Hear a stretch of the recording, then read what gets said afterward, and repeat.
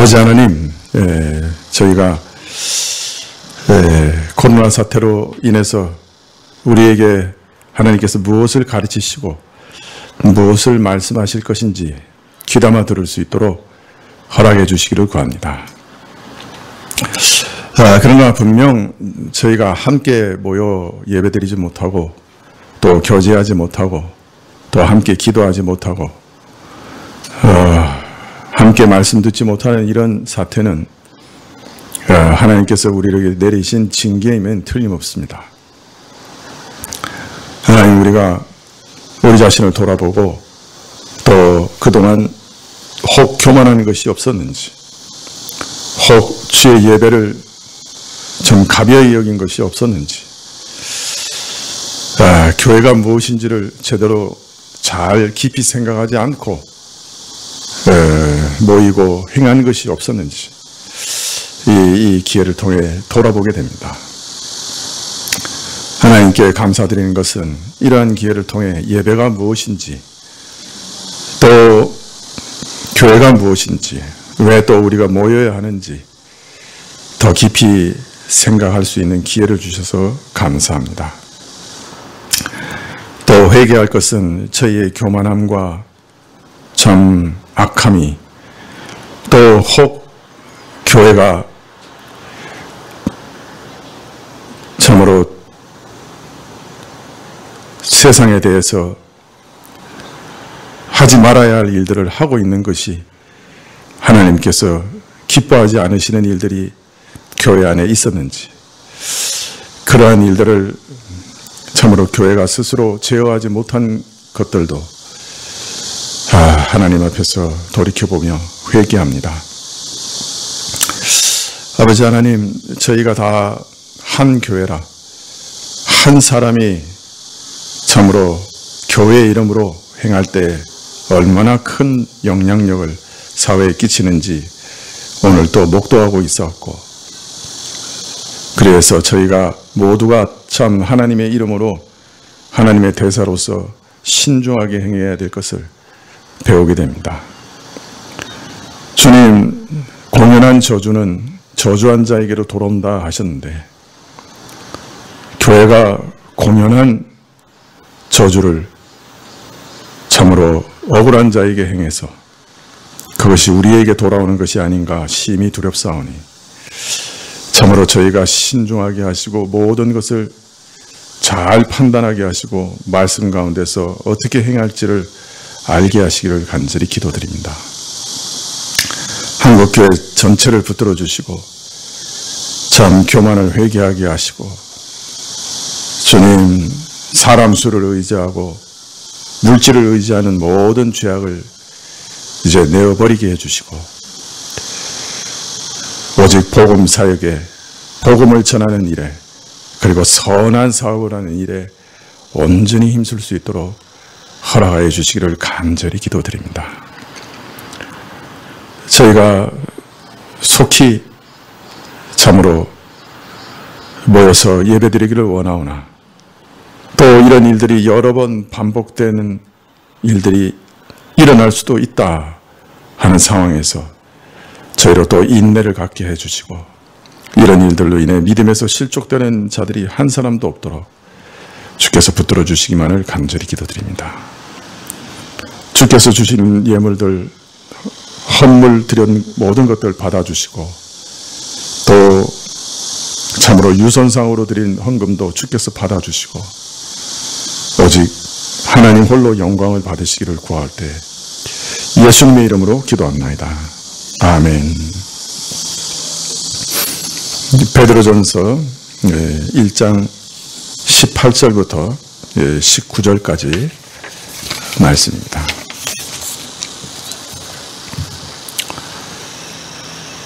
베드로전서 1장 18절부터 19절까지 말씀입니다.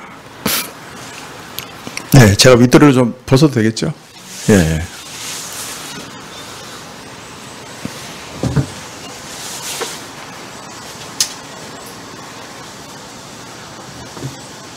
예. 베드로전서 1장 18절과 19절 찾으신 줄 알고 봉독해 드리겠습니다.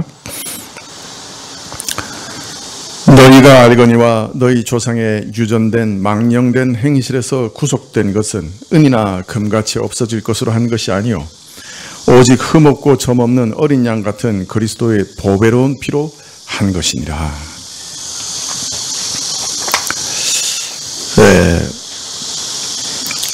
베드로 사도는 1장 1절부터 12절까지 신자가 누군가 하는 것에 대해서 말씀을 합니다. 그 정체성을 밝히시되 신자는 이 땅에서 나그네다.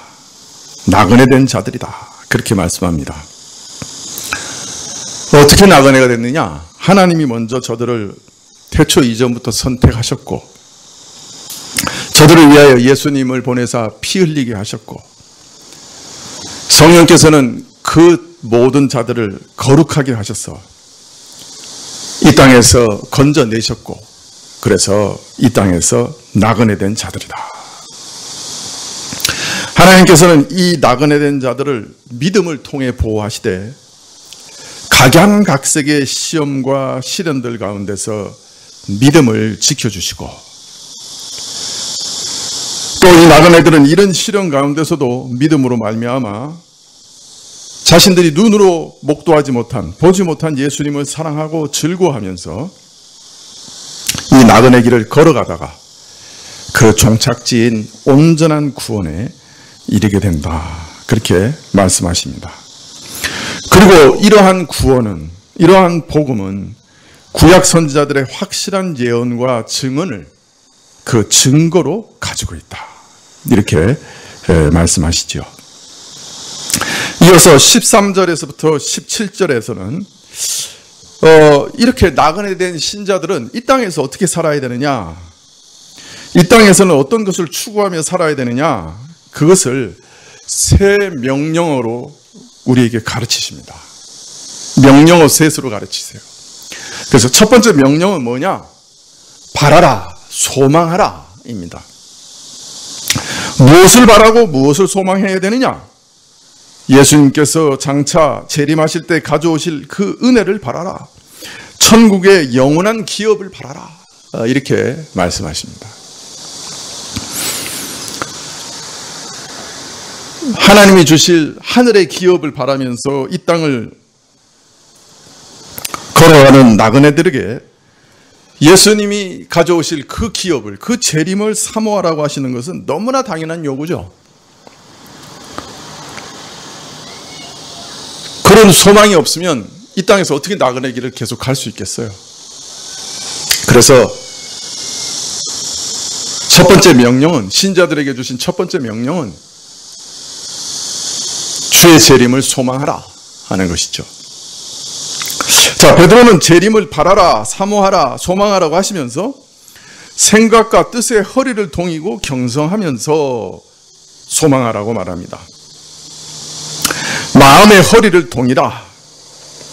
내세를 부정하는 각양각색의 철학과 가치관 등이 온통 이 세상을 휩쓸겠지만 그러한 유혹에 휩쓸리지 말고 마음을 굳게 지키라.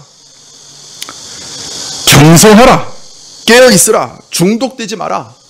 세상의 유혹이 우리를 계속해서 넘어뜨리려고 할 것이지만 유혹에 중독되지 말고 하늘의 기업을 소망하면서 나가라. 그렇게 말씀합니다. 사실 이 땅에서 살아가는 신자들에게 그 가장 달콤한 유혹 중에 하나가 뭐입니까? 그 돈의 유혹이겠죠. 그죠? 돈 욕심에 휘달려서 마음의 근심으로 찌를 때가 많고 마음이 혼란스러울 때가 많죠. 걱정, 근심이 많아요. 돈 때문에.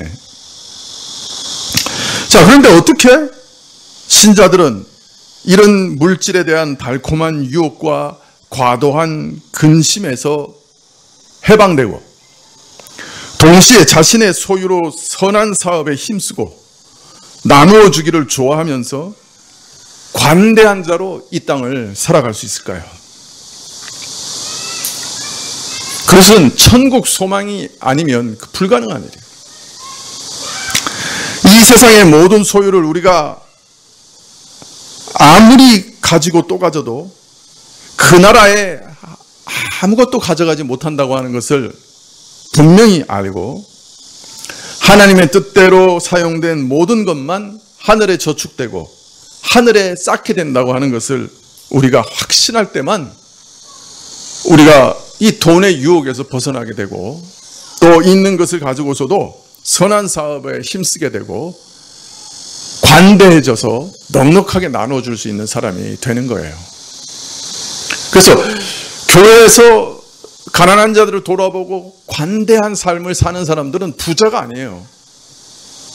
부자만 그렇게 할 수 있는 것도 아니에요. 누가 그렇게 하느냐? 천국 소망을 가진 사람만 그렇게 할 수 있어요. 사실은 부자든 가난한 사람이든. 예. 이처럼 신자는 항상 깨어 있어서 예수님이 가져오실 그 천국 소망을, 천국을, 그 기업을 사모하는 나그네로 살아라. 그렇게 말씀하시는 것이죠. 두 번째 명령은 거룩한 자가 되라입니다. 첫째 명령이 뭐라 그랬죠? 하늘의 기업을 사모하라. 여기 두 번째는 거룩한 자가 되라.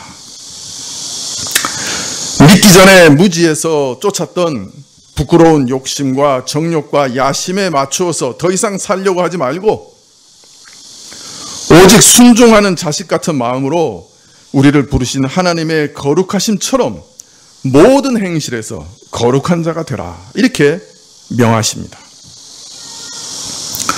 그리스도를 알기 전에 내가 원하고 바라던 것들이, 내 마음에 기뻐하던 악한 것들이 주 안에서 거듭나서 새 사람이 된 이후에도 끊임없이 나를 유혹합니다. 그것은 마치 내 마음에 철로처럼 길이 나 있어요. 그쪽으로. 그러나 베드로는 이런 욕망을 본삼지 말고 거기에 맞추어 살지 말라. 그렇게 말씀하십니다. 그리고 적극적으로 우리를 부르신 하나님과 같이 모든 행실에 거룩한 자가 되라. 내가 거룩하니 너희도 거룩한 자라 하신 말씀을 쫓아 거룩한 자가 되라.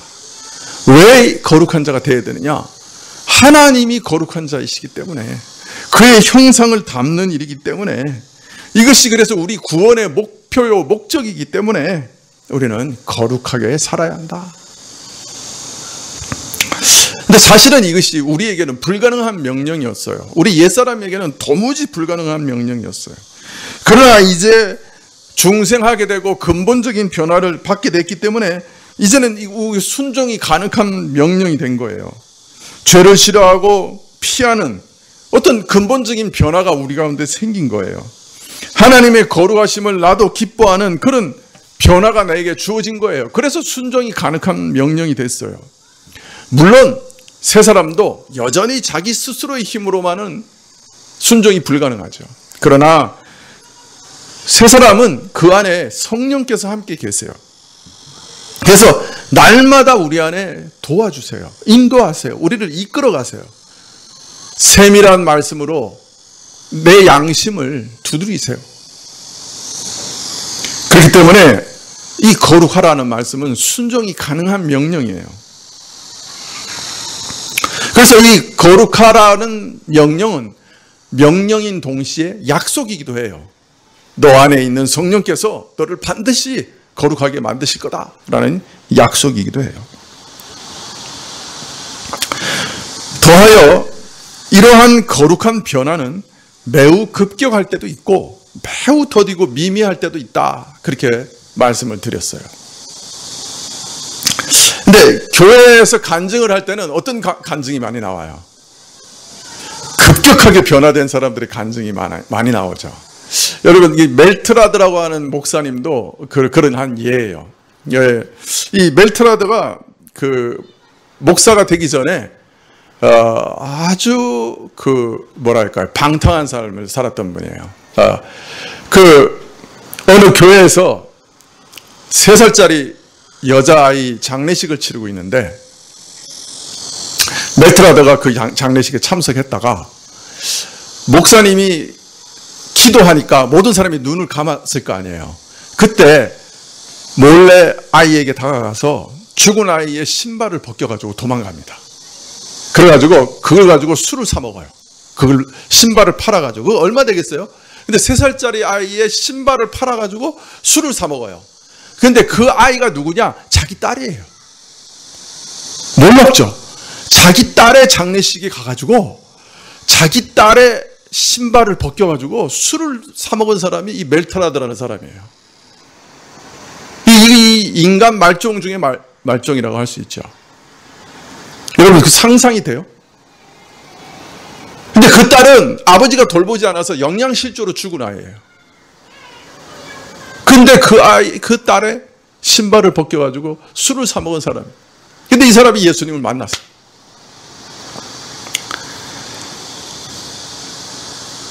예수님처럼 거룩하게 변했어요. 옛 사람의 모든 일들을 다 청산했어요. 그리고 목사가 됐어요. 시카고 역사에 기록될 정도로 유명한 부흥사가 됐어요. 수많은 중독자들을 살리는 목사가 됐어요. 자, 그래서 이런 간증들은 교회에 어마어마하게 많죠. 진짜 많죠. 어마어마하게 많죠. 제가 최근에 어디서 그 카톡을 받았는데 자기 아버지가 목사인데 그 간증을 적어놨더라고요. 자기 아버지가 아주 유명한 술꾼이었는데 누가 순복음교 신학교에 학교에서 이렇게 당직을 서야 되는데 그날 급한 일이 있어가지고 이 자기 아버지한테 부탁을 한 거예요. 그래서 자기 아버지가 당직을 서러 갔어요. 신학교에 당직을 서러 가면서 소주 2병을 가지고 안주를 가지고 당직을 서러 간 거예요. 그래가지고 의자에 앉아가지고 다리를 이렇게 테이블에 올려놓고 소주를 까서 마시면서 쭉 쳐다보니까 앞에 그 아주 흉측하게 죽어가는 사람의 그림이 있더라는 거예요. 예수님 십자가에서 죽어가는 그림이죠. 술을 먹으면서 이 사람이 그랬대. 아니 저런 놈은 얼마나 악독한 놈이길래 저렇게 흉측한 죽음을 죽나. 이렇게 자기 입으로 그렇게 말을 한 거예요. 근데 그 순간에 어디서 음성이 들리기를 너를 위해서 그렇게 죽었다. 그런 음성이 딱 들리는 거예요. 그래 이 사람이 깜짝 놀래가지고 아니 주변에 사람이 있는가 돌아봤는데 아무도 없더라는 거예요.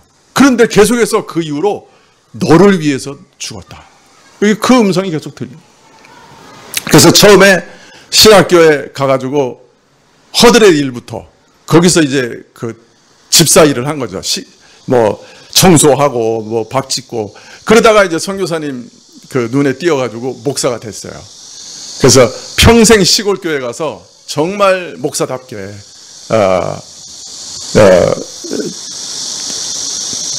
목회했다고 그 감정을 제가 이제 읽은 적이 있어요. 그런 일들은 너무 많죠, 사실.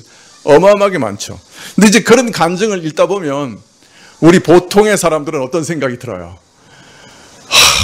20년이 지나도 안 변하고 40년이 지나도 안 변하고 나는 정말 이렇게 뭔가 그래서 어떤 때는 정말 이거 금식이라도 해야 되나 횟가닥 하는 불벼락이라도 맞아야 되나 그런 생각 많이 하게 되죠. 그래서 더디고 미미한 자신의 그 성장을 보면서 낙심하게 되기도 합니다. 그러나 모든 사람이 이렇게 다 급격한 변화를 겪는 것은 아니에요. 우리에게 각 사람마다 정말 다르세요. 한 사람도 같은 사람이 없을 거예요. 경험도 다 다르고요. 다 달라요. 그래서 낙심하면 안 됩니다. 그러나 우리가 믿을 수 있는 것은 성령께서 우리가 함께 하시면 분명 변화가 있을 거예요. 더디더라도 있을 거예요. 아무리 오래 걸려도 반드시 드러나고야 말 거예요. 그래서 거룩하시는 것, 그걸 위해 성령이 오셨으니까, 이 나그네 삶의 목적이니까 성령께서 우리를 가만두지 않으세요. 우리 안에서 근심하시고, 그죠? 우리를 변화시켜 나가세요. 그래서 더디더라도 성령을 의지하고 참아 기다리며 계속해서 신앙생활을 해 나가다 보면 어느 날 뒤돌아보면 변해 있을 거예요. 어느 날 뒤돌아보면 그동안 할 수 없는 것을 하고 있는 자신을 보게 될 거예요. 어느 날 뒤돌아보면 끊을 수 없는 죄들을 끊은 자신을 보게 될 거예요. 그러니까 낙심하지 말고 끝까지 성령을 의지하셔야만 됩니다. 세 번째 명령은 두려움으로 지내라 하는 명령입니다. 두려움으로 지내라. 우리가 구원을 얻고 천국을 사모하며 살아가는 이 나그네 삶은 소극적으로 보면 시험과 고난이 끝이지 않는 삶이에요. 고통과 슬픔이 많은 기간이에요. 이 나그네 삶은. 그러나 적극적으로 보면 오히려 이런 시험과 고난의 징계를 통해서 주님 앞에 흠도 점도 없이 서게 되는 연단의 기간이기도 해요. 그래서 이 기간 동안 우리 나그네들은 우리를 하나님을 닮게 하시는 하나님의 각양 징계를 통해 연단을 받아가요. 그래서 마치 참 순도 높은 철이 되는 것처럼 당금질을 통해서 우리는 그런 연단을 받게 되는 것이죠. 그러므로 우리 신자는 이렇게 받으시는 아들마다 채찍질하시는 하나님을 늘 두려워하며 하나님의 공정한 판단 앞에서 늘 공경하며 살아가야 되는 것이죠. 또 방금 말씀드린 것처럼 성령께서 우리를 죄에서 해방시키고 계시고 우리로서는 불가능한 거룩을 우리 안에 이루어가고 계시니 우리는 날마다 더욱 성령을 의지해야 되고 더욱 순종해야 되고 더욱 참으로 정진해 나가야만 되는 것이에요. 나태하거나 회피할 수 없는 길이에요. 그래서 우리는 성령의 인도하심을 따라가야 할 책임이 있는 거예요.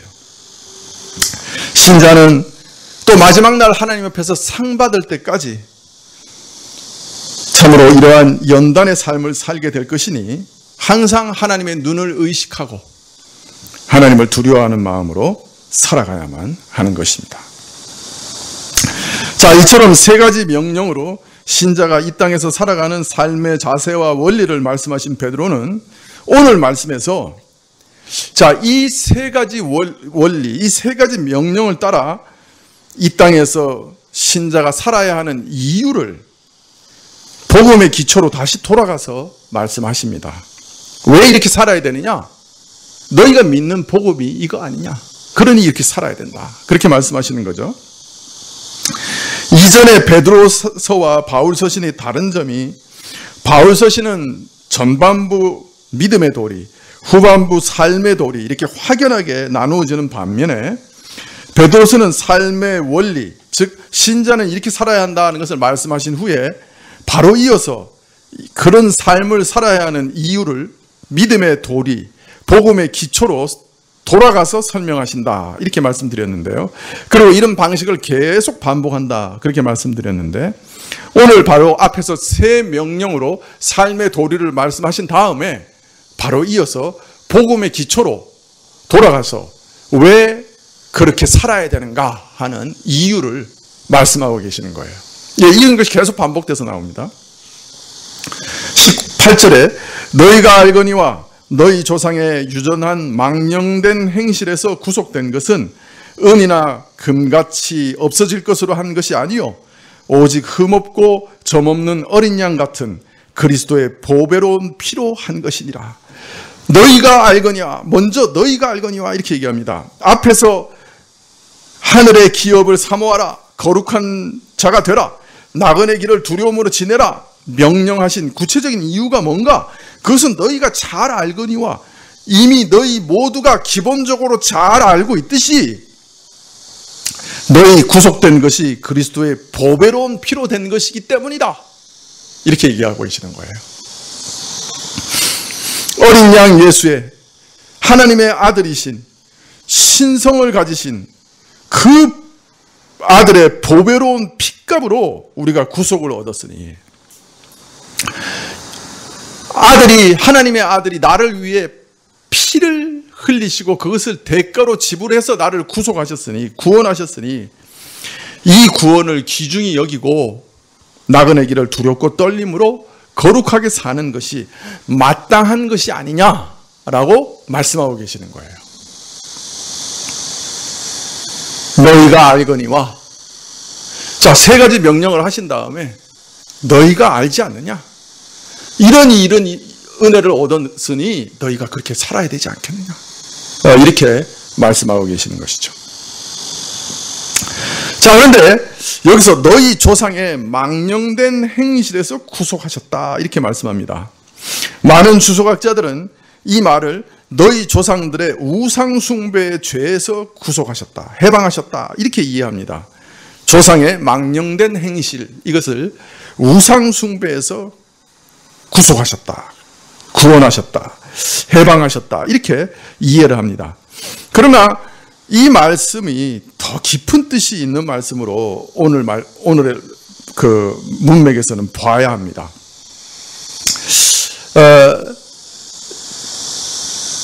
계속해서 베드로서는 태초 이전부터 우리를 택하셨다, 태초 이전부터 하나님이 아셨다 이렇게 얘기하고 계시고, 또 그 바로 뒤에 보면 이 어린 양이 창세 이전부터 알려지신 분이다, 이게 이제 바로 뒤에 나오는데요. 이런 말씀 계속 나와요. 그러니까 다른 말로 말하면 지금 여기서 너희 조상으로부터 물려받은 이란 말은 단순히 우상숭배의 죄뿐만 아니라 아담으로부터 물려받은 모든 것을 의식하고 있다고 생각해야 되는 것이죠. 참, 조상 대대로 물려받은 것이요, 아담 때부터 쌓여온 적폐요, 다져지고 다져진 고질적인 죄악이라, 그런 뜻이라고 보여집니다. 사실 죄악이라고 하는 것이 한 개인만을 두고 보아도 세월이 지나면 더 깊어지는 경향이 있습니다. 불신자들은 세월이 지나면 어떻습니까? 공통적인 특징이 뭡니까? 나이가 많아지면 어떻게 변합니까? 완고해집니다. 더 고집스러워집니다. 이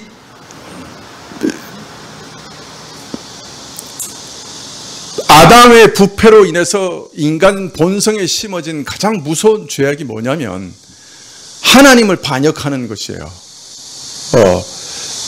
자신이 신이 되는 거예요. 자, 그런데 그것이 세월이 지날수록, 나이가 들수록 더 깊어지고 뿌리를 내리고 온 영혼과 몸과 생활 구석구석까지 파고 들어갑니다. 그것이 보통 어떤 형태로 드러나느냐? 완악하고 고집스럽고 완고한 것으로 드러납니다. 내가 신이에요. 절대로 안 바꿔요. 어떤 말도 통하지 않아요.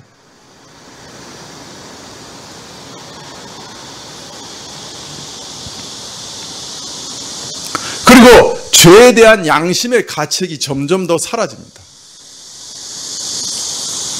지금까지도 뭐 그런 죄들 범해도 아무 일 없었어. 그게 뭐 죄야? 남들도 다 그렇게 사는데. 그러면서 점점 죄에 대한 가책이 사라집니다.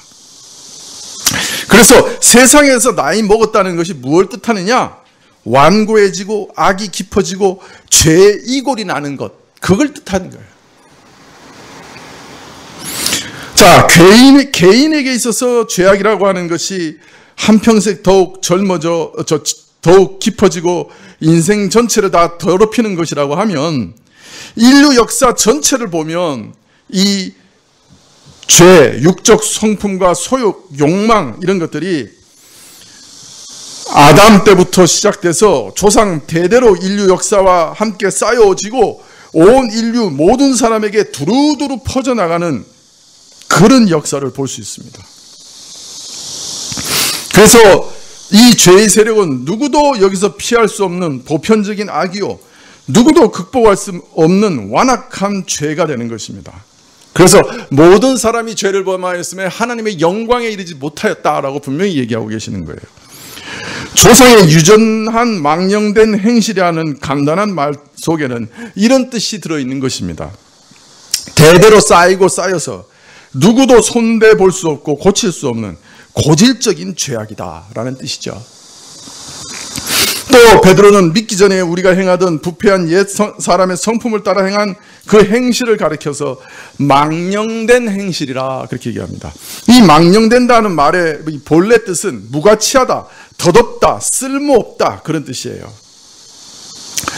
참 우리에게는 강렬하게 소망하는 것들이 있습니다. 우리 옛사람은 늘 그 소망과 욕망과 욕정과 욕심을 따라 살아갑니다. 내가 이걸 가질 수만 있다면 세상을 다 주어도 좋다. 이런 욕망들이 있습니다. 그러면 그런 욕망이 생기면 사람 눈이 뒤집혀서 아무것도 안 보입니다. 무엇이라도 하겠다고 합니다. 지옥 가겠다고 합니다. 양심의 소리 틀어막습니다.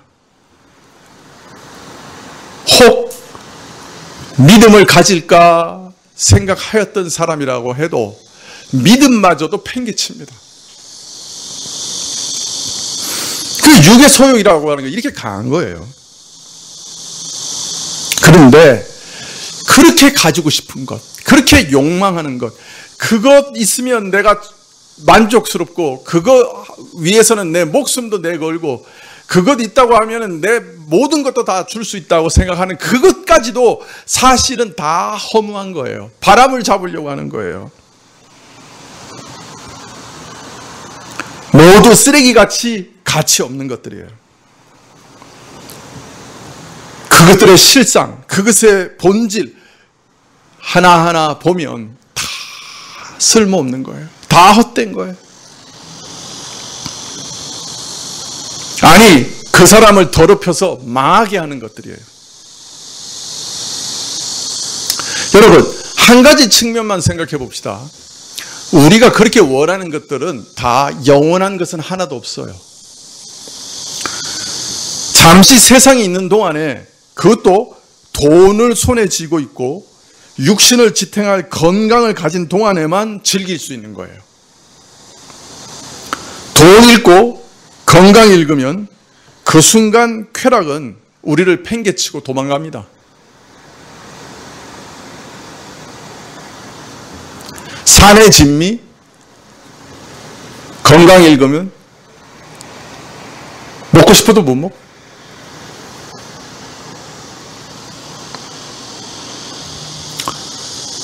우리 여행 가는 것 되게 좋아하는데 여행 좋죠. 근데 건강해야 가고 돈 있어야 가요.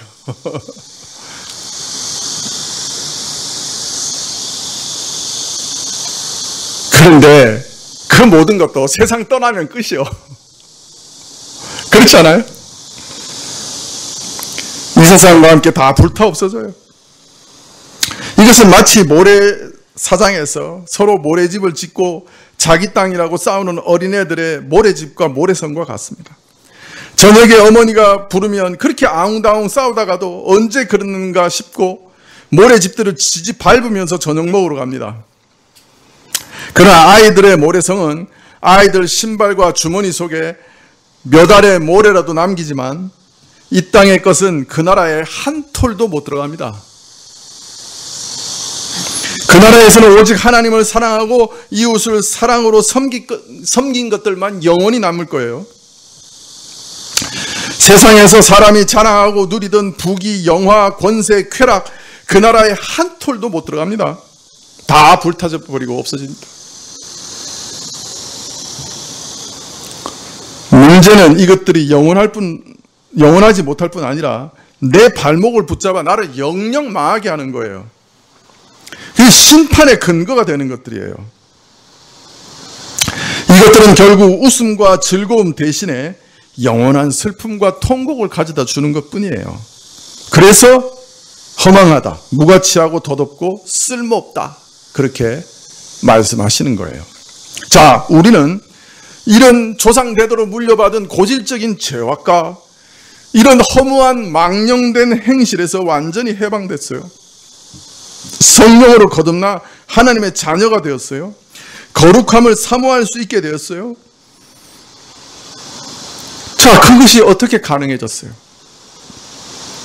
어떻게 고요한 삶에서 구속을 받아 영원한 하늘의 모든 것을 저축할 수 있는 그런 삶으로 바뀌었어요.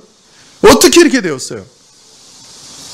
이것은 은이나 금같이 없어질 것으로 된 것이 아니요, 이 땅에 속한 것이 아니라 오직 점도 흠도 없는 어린 양 같은 그리스도의 귀중한 피로 값으로 치르신 구속 때문에 그렇게 된 것이다. 귀중한 피로 나를 사셨기 때문이다. 이런 고귀한 희생으로 우리를 구원하셨기 때문에 이것이 가능해졌다. 자, 그러니 이런 구원을 받은 우리는 천국을 사모하고 두렵고 떨림으로 거룩하게 사는 것이 마땅하다. 그렇게 말씀하시는 것입니다. 기도하시겠습니다.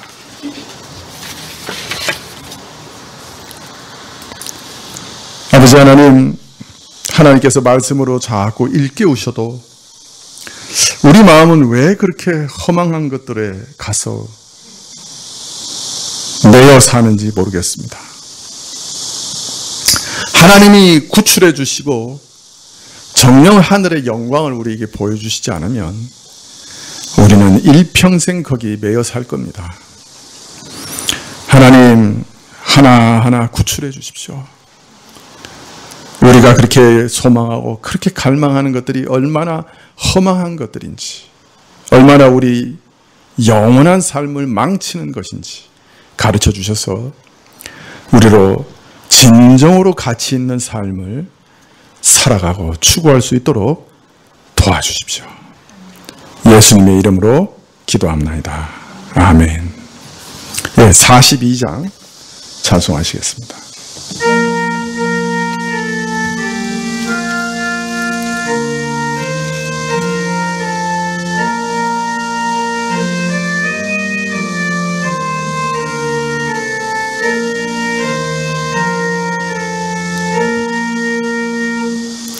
찬란한 주의 영광은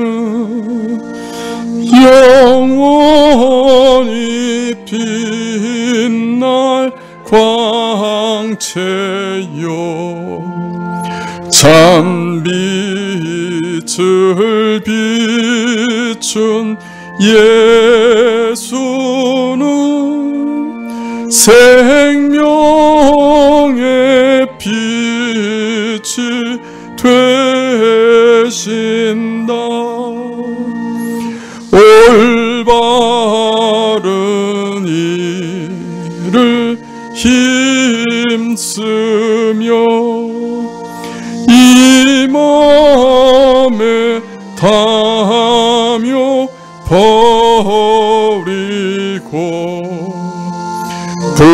불같은 믿음 되살려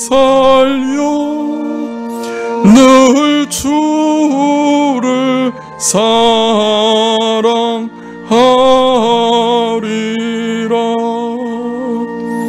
오 즐거워라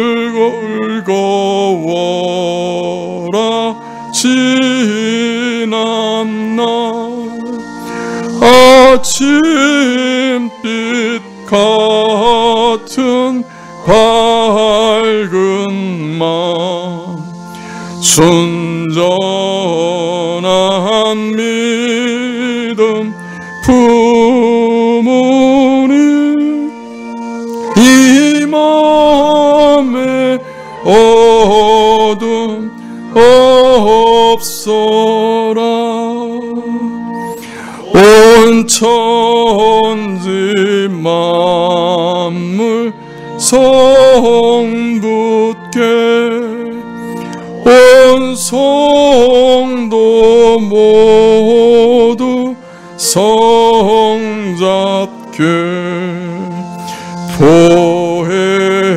보혜사 성령 힘입어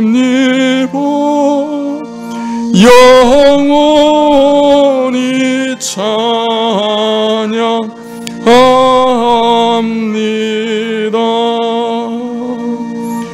아멘.